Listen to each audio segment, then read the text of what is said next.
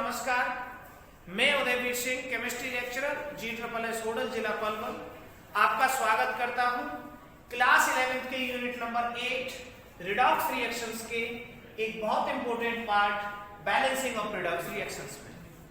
प्यारे बच्चों, बैलेंसिंग का मतलब होता है जब atoms at LHS becomes equal to atoms at RHS।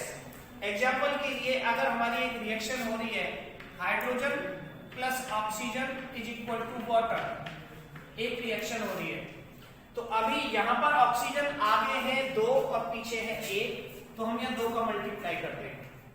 अब यहाँ हाइड्रोजन है 4 और इधर है 2, तो यहाँ भी 2 का मल्टीप्लाई कर देंगे, तो हमारी इक्वेशन बन जाएगी 2H2 plus O2 is equal to 2H2। अब ये हमारी बैलेंस केमिकल इक्वेशन है। प्यारे बच्चों, बैलेंस केमिकल इक्वेशन को हम इसलिए पढ़ते हैं क्योंकि जब एटम्स दोनों साइड में बराबर हो जाते हैं तो law of conservation of mass follow होता है और रिएक्शन की स्टोइकियोमेट्री हमें पता चल जाती है। स्टोइकियोमेट्री का मतलब है, अब इस इक्वेशन में ये क्लियर है, the 2 mole of hydrogen react with 1 mole of oxygen to form 2 mole of water। Example के लिए अगर इसका 4 ग्राम रिएक्शन करेगा, 2 मोल का मतलब 4 ग्राम, इसके 32 ग्राम के साथ, तो हमें 18 into 2 36 ग्राम ऑफ वाटर हमें मिलेगा। This is law of conservation of mass. 4 plus 32 is equal to 36, the product is also 36।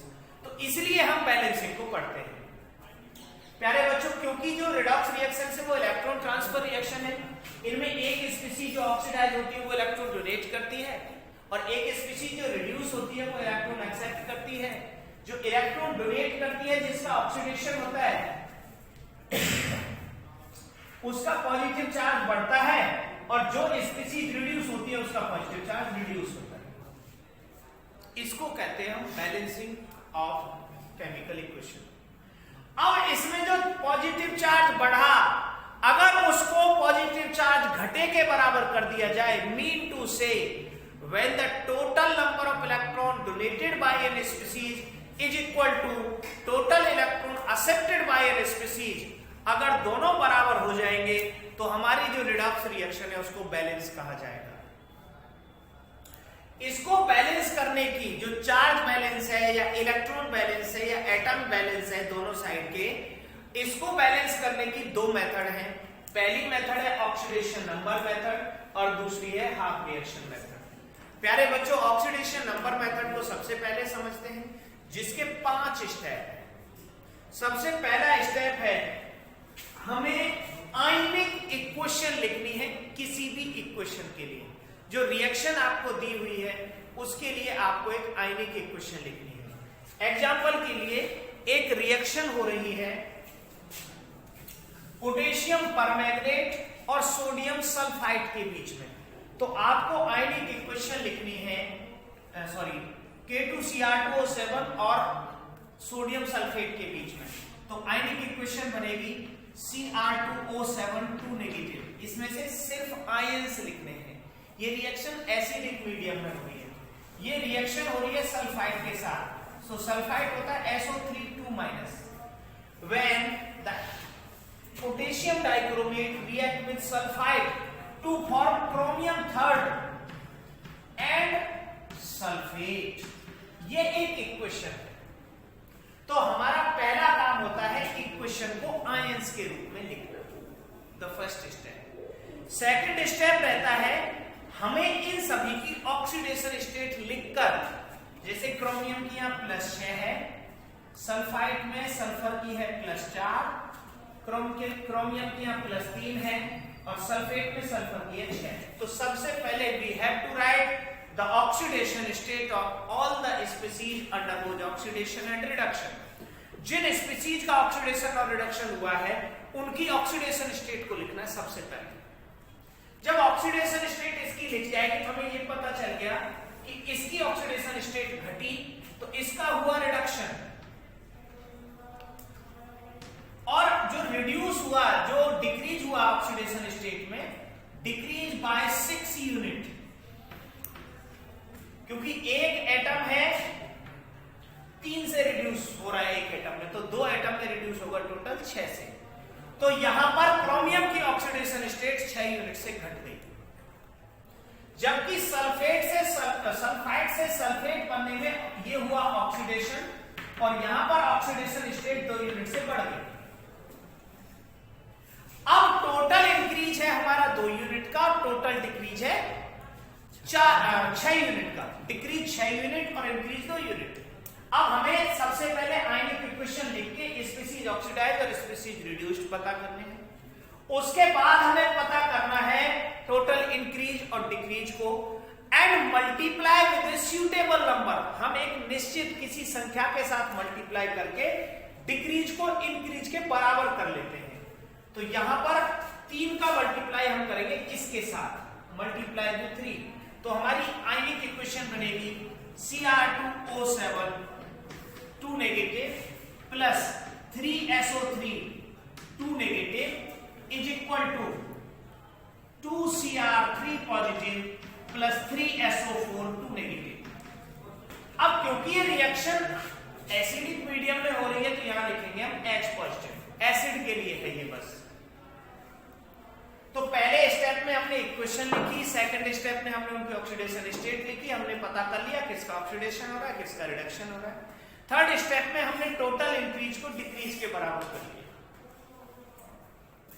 जब इंक्रीज डिक्रीज के बराबर हो गया तो अगले स्टेप में हमें बैलेंस करना है अब चार्ज को, और चार्ज बैलेंस होता है एसिडिक मीडियम में H प्लस के द्वारा और बेसिक मीडियम में OH माइनस के द्वारा। अब देखेंगे चार्ज, यहां पर चार्ज है 2 यूनिट माइनस और 6 unit minus, total 8 unit minus का है, और पीछे चार्ज है 6 यूनिट माइनस और 6 यूनिट प्लस, बराबर चार्ज है। तो टोटल चार्ज आगे 8 यूनिट माइनस का ज्यादा है, तो इधर हम 8H पॉजिटिव का मल्टीप्लाई कर देंगे।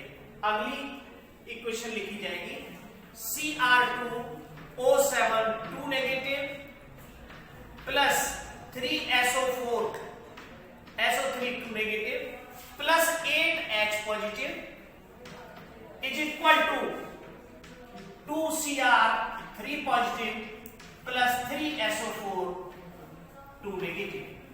अब ये हमारा चार्ज बैलेंस हो गया। इधर 8 माइनस का तो 8 प्लस को मल्टीप्लाई कर दिया, इधर 6 प्लस और 6 माइनस है तो चार्ज पीछे ऑलरेडी बैलेंस है। अब हाइड्रोजन को हम बैलेंस करेंगे नेक्स्ट स्टेप में। Hydrogen is balanced by water molecule. तो हाइड्रोजन यहाँ 8 है तो पीछे हमने 4 वाटर मॉलिक्यूल का मल्टीप्लाई कर दिया और हमारी आयनिक इक्वेशन बैलेंस हो गई। अब हम देखते हैं एटम्स को। यहां पर क्रोमियम 2 है, यहां पर क्रोमियम 2 है, यहां पर सल्फर 3 है, वहां पर सल्फर 3 है, यहां पर हाइड्रोजन 8 है, वहां पर वाटर 4 है, यहां पर 6 का माइनस है, यहां पर 6 का प्लस है, यहां पर 8 का प्लस है, यहां पर 8 का माइनस है। अब रह गया सिर्फ ऑक्सीजन। अब देखते हैं ऑक्सीजन को। 7 और 9 16, 7 and 9 16, 12 और 4, 12 और 4। हाइड्रोजन के लिए वाटर मॉलिक्यूल जोड़े थे तो 8 हाइड्रोजन है तो 4 वाटर के मॉलिक्यूल। तो इस तरह से ये इक्वेशन हमारी हो जाती है बैलेंस। तो कुछ और एग्जांपल्स हम लेंगे इसी तरह के जिससे हमारी इक्वेशन बैलेंस हो सके। आप लिखेंगे एक example,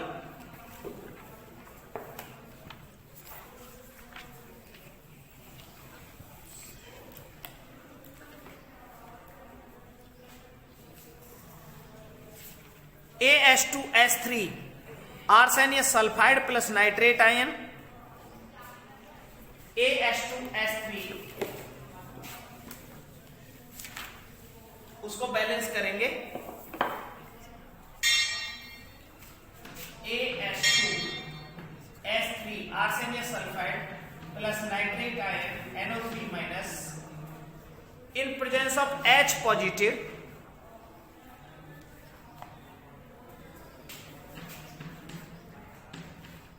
is equal to arsenious oxide AsO4 minus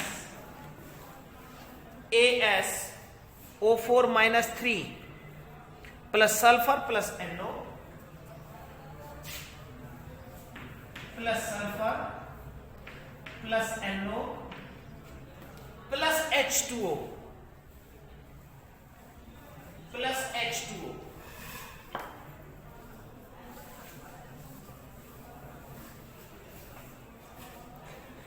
plus H2। इस इक्वेशन को हम बैलेंस करेंगे। सबसे पहले प्यारे बच्चों हमें लिखने हैं कि ऑक्सीडेशन स्टेट को, और ऑक्सीडेशन स्टेट लिखने के बाद सबसे पहले आयनिक इक्वेशन लिखेंगे इसकी, और आयनिक इक्वेशन इसकी बनेगी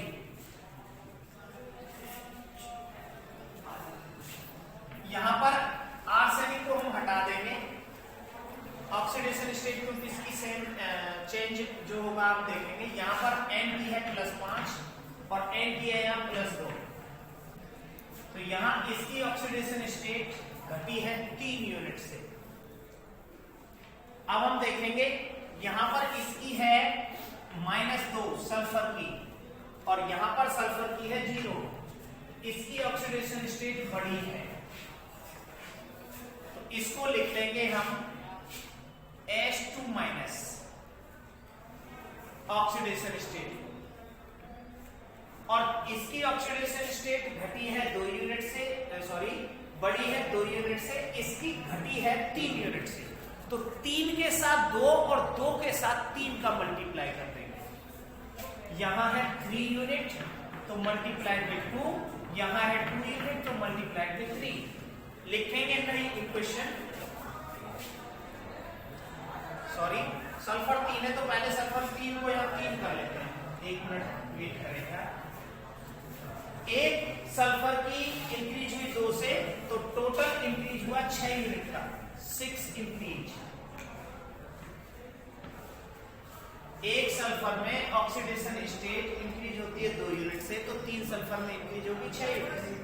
यहां पर नाइट्रोजन 1 है, 1 की डिक्रीज हुई 3 यूनिट से, 3 डिक्रीज, तो 3 वाले के साथ सिर्फ 2 का मल्टीप्लाई करते हैं, हो जाएगा balance. AH2 H3 plus 2NO3 -1 plus H positive is equal to ASO4 -3 plus 3S plus NO 2NO plus H2O। अब देखेंगे चार्ज को। यहां पर चार्ज है 2 का माइनस, और यहां पर चार्ज है 3 का माइनस। इस माइनस को आगे ले आएंगे तो चार्ज हो जाएगा प्लस का ये, तो इधर उतने ही, यहां -2 यहां -3 5 हो जाएंगे, तो उतने ही हम प्लस का मल्टीप्लाई आगे और पीछे कर देंगे जितना हमारा चार्ज का डिफरेंस है। फिर हाइड्रोजन को बैलेंस करने के लिए हम मल्टीप्लाई करेंगे वाटर मॉलिक्यूल्स का, और वाटर मॉलिक्यूल्स के बाद, हाइड्रोजन के बाद फिर हम चेक करेंगे ऑक्सीजन को। जितने भी यहाँ आर्सेनिक कितना है 1, तो यहाँ कितने का मल्टीप्लाई कर दो, इधर पीछे 1 है आगे 2 है, तो अब आर्सेनिक हमारे यहाँ 2 है और यहाँ भी 2 है। तो अब यहाँ पर चार्ज हुआ 2 यूनिट का माइनस और 6 यूनिट का माइनस, तो इधर आके यूनिट हो जाएगी 8, तो कितने H पॉजिटिव का मल्टीप्लाई हो जाएगा 8, और H पॉजिटिव के लिए कितने H2 का मल्टीप्लाई हो जाएगा 4। अब ऑक्सीजन को बैलेंस कर लेंगे। ऑक्सीजन देखेंगे, यहां ऑक्सीजन है 6, यहां है ऑक्सीजन 4, तो 6 और 8 14। तो जितनी ऑक्सीजन है उतने ही हम वाटर मॉलिक्यूल्स का मल्टीप्लाई कर रहे हैं। इस तरह से हमारी इक्वेशन हो जाएगी बैलेंस। तो सेकंड जो मेथड है उसको हम अगले पार्ट में पढ़ेंगे, वो रहेगी हमारी हाफ रिएक्शन मेथड। इस तरह से हम बैलेंस करेंगे अपनी रेडॉक्स रिएक्शंस को। So thank you and have a good day.